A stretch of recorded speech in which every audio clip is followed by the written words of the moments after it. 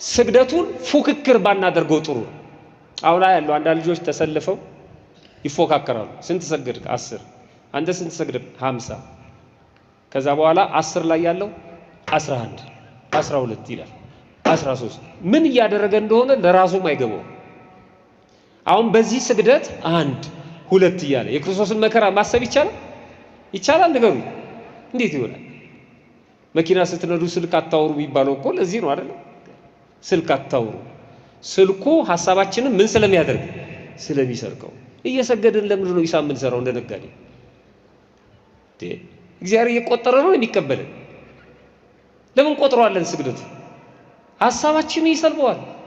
ሁለተኛውስ ደግሞ ሌላ ጉዳት ደግሞ አለው።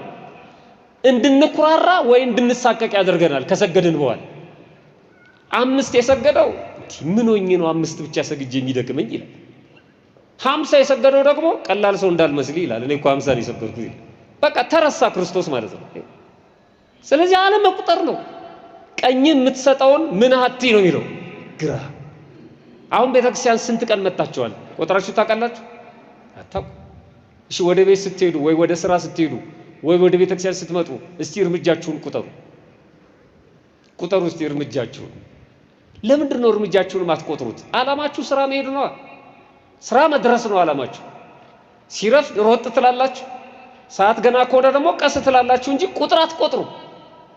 ዓላማችሁ እሱ ነው። የኛ ዓላማ ምንድነው? የክርስቶስን ማማሰብ ነው።